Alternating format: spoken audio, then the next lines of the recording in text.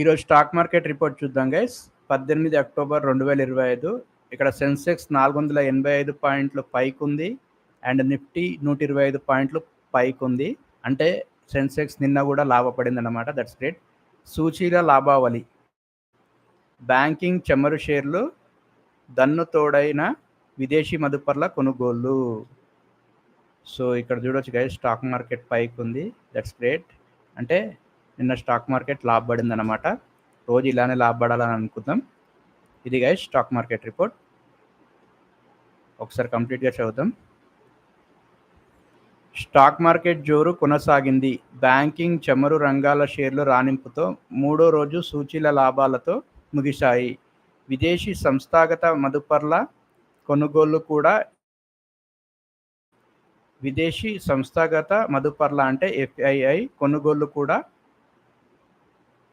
ఇందుకు దోహదం చేశాయి. సెన్సెక్స్, నిఫ్టీ రెండూ తమ కీలక నిరోధ స్థాయిలను అధిగమించాయి. డాలరుతో పోలిస్తే రూపాయి మారకపు విలువ 6 పైసలు తగ్గి రూపాయి 88.02 వద్ద ముగిసింది. బ్రెంట్ ముడి చమురు 0.25% లాభంతో $61.19 వద్ద ట్రేడ్ అవుతుంది. BSEలోని నామోదిత కంపెనీల మార్కెట్ విలువ రూపాయి 2,000 కోట్లు తగ్గి రూపాయి 466.93 లక్షల కోట్ల అంటే $5.31 లక్షల కోట్ల వద్ద ముగిసింది. కెనరా HSBC లైఫ్ ఇన్సూరెన్స్ షేర్లు స్టాక్ మార్కెట్లో శుభారంభం చేశాయి.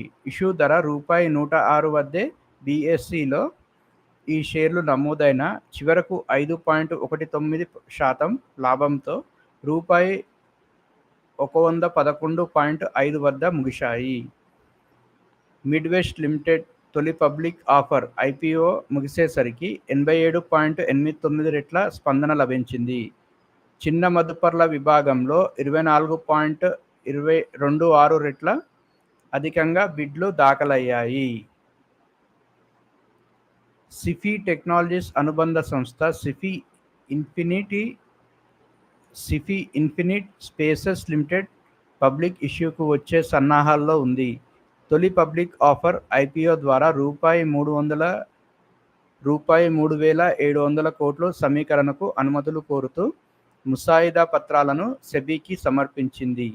ఈ IPO పూర్తయితే దేశంలో పబ్లిక్ ఇష్యూకు వచ్చిన తొలి డేటా సెంటర్ సంస్థ ఇదే అవుతుంది. That's great. మొత్తానికి స్టాక్ మార్కెట్ లాభాల్లో ఉంది గైస్. ఇది స్టాక్ మార్కెట్ యొక్క కంప్లీట్ రిపోర్ట్.